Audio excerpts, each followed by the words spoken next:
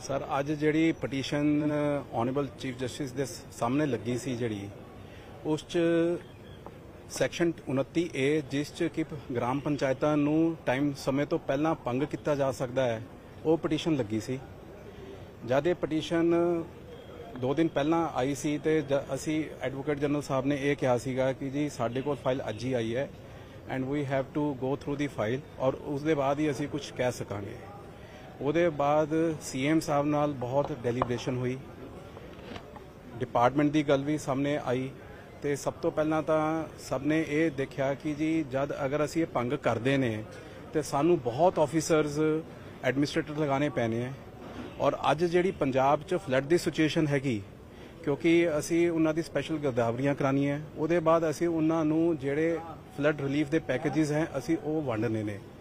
इस करके सारे ऑफिसर्स उत्थे बिजी ने, इस करके असी एडमिनिस्ट्रेटर अपॉइंट नहीं कर सकांगे, सानू उस दिक्कतां आउणगी। इस दिक्कतां नूं देखते हुए प्लस CM साहब का जिहड़ा मेन वो हैगा कि जी जिहड़ा डेमोक्रेटिक सैटअप है वो चलना चाहिए हैगा।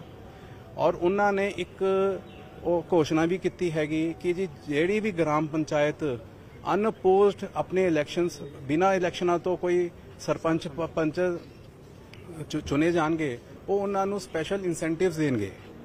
उसनों सब नूं रखते हुए CM साहब ने बहुत ग्रेस दिखाई तो उन्होंने कहा कि जी डेमोक्रेटिक सैटअप नूं चलण वास्ते असी सैक्शन 29A की जिहड़ी नोटिफिकेशन है वो असी विड्रॉ करते हैं, लेकिन जिहड़े इलैक्शन ने वो शेड्यूल्ड टाइम ते 31 दिसंबर 2023 नूं होणगे।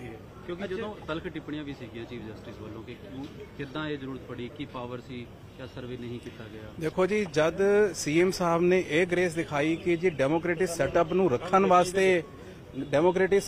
रखण वास्ते ये चलनी चाहिए हैगी, इस करके उस चीज़ों की कोई मायनता नहीं रहिंदी। नाले कोर्ट ने भी अज ये टिप्पणी की है कि अगर किसी करके ये गलत है या नहीं है that will be taken care of in further proceedings. लेकिन गल ये ना 10 अगस्त में जो नोटिफिकेशन की क्या उदों ये सारा सिस्टम पता नहीं सीगा कि इन्ने ऑफिसर्स गिरदावरियां वास्ते लाने पैने हैं उदों सर कुछ चीज़ां जिहड़ी हैगी सरकार नूं जिहड़ी दिक्कत आंदी हैगी वो जद अपॉइंट करदे ने तद आंदी है। कई बार कोई चीज़ां हुण अगर सारे बंदे उत्थे बिजी ने गिरदावरियां करन च उन्हां नूं फ्लड रिलीफ पैकेज देण च ये तो बाद पता लगता है कि सारा टाइम उत्थे निकल रहा है तो इस वास्ते इन्हां नूं टाइम नहीं मिलना। सर अज जी पटीशन ऑनरेबल चीफ जस्टिस के सामने लगी सी जी उस सैक्शन 29A जिस कि ग्राम पंचायतों नूं टाइम समय तो पहला भंग किया जा सकता है वो पटीशन लगी सी। जद ये पटीशन 2 दिन पहला आई सी ते असी एडवोकेट जनरल साहब ने यह कहा सीगा कि जी साडे कोल फाइल अज ही आई है and we have to go through the file और उसके बाद ही असी कुछ कह सकांगे। ਉਹਦੇ बाद CM साहब नाल बहुत डेलीब्रेशन हुई, डिपार्टमेंट की गल भी सामने आई तो सब तो पहला तो सब ने ये देखा कि जी जब अगर असी ये भंग करते हैं तो सानू बहुत ऑफिसर्स एडमिनिस्ट्रेटर लगाने पैने हैं। और अज जी पंजाब च फ्लड की सिचुएशन हैगी क्योंकि असी उन्होंने स्पैशल गिरदावरियां करानी है, उसके बाद असी उन्होंने जेड़े फ्लड रिलीफ के पैकेजिज हैं असी वो वंडने ने। इस करके सारे ऑफिसर्स उत्थे बिजी ने, इस करके असी एडमिनिस्ट्रेटर अपॉइंट नहीं कर सकांगे, सानू उस दिक्कतां आउणगी। इस दिक्कतां नूं देखते हुए प्लस CM साहब का जिहड़ा मेन वो हैगा कि जी जिहड़ा डेमोक्रेटिक सैटअप है वो चलना चाहिए हैगा।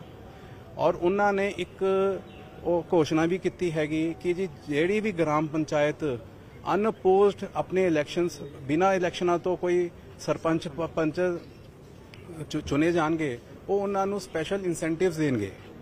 उसनों सब नूं रखते हुए CM साहब ने बहुत ग्रेस दिखाई तो उन्होंने कहा कि जी डेमोक्रेटिक सैटअप नूं चलण वास्ते असी सैक्शन 29A की जिहड़ी नोटिफिकेशन है वो असी विड्रॉ करते हैं, लेकिन जिहड़े इलैक्शन ने वो शेड्यूल्ड टाइम ते 31 दिसंबर 2023 नूं होणगे। क्योंकि जो तलख टिप्पणियां भी सीगियां चीफ जस्टिस वालों कि किद्दां ये जरूरत पड़ी की पावर सी क्या सर्वे नहीं किया गया। देखो जी जद CM साहब ने यह ग्रेस दिखाई कि जी डेमोक्रेटिक सैटअप नूं रखण वास्ते ये चलनी चाहिए हैगी, इस करके उस चीज़ों की कोई मायनता नहीं रहिंदी। नाले कोर्ट ने भी अज ये टिप्पणी की है कि अगर किसी करके ये गलत है या नहीं है that will be taken care of in further proceedings. ਲੇਕਿਨ ਗੱਲ ਇਹ ਨਾ 10 ਅਗਸਤ ਨੂੰ ਜਦੋਂ ਇਹ ਨੋਟੀਫਿਕੇਸ਼ਨ ਕੀਤੀ ਕਿਆ ਉਦੋਂ ਇਹ ਸਾਰਾ ਸਿਸਟਮ ਪਤਾ ਨਹੀਂ ਸੀਗਾ ਕਿ ਇੰਨੇ ਆਫੀਸਰਸ ਗਿਰਦਾਵਰੀਆਂ ਵਾਸਤੇ ਲਾਣੇ ਪੈਣੇ ਆ ਉਦੋਂ ਸਰ ਕੁਝ ਚੀਜ਼ਾਂ ਜਿਹੜੀ ਹੈਗੀ ਸਰਕਾਰ ਨੂੰ ਜਿਹੜੀ ਦਿੱਕਤ ਆਂਦੀ ਹੈਗੀ ਉਹ ਜਦ ਅਪਾਇੰਟ ਕਰਦੇ ਨੇ ਤਦ ਆਂਦੀ ਹੈ।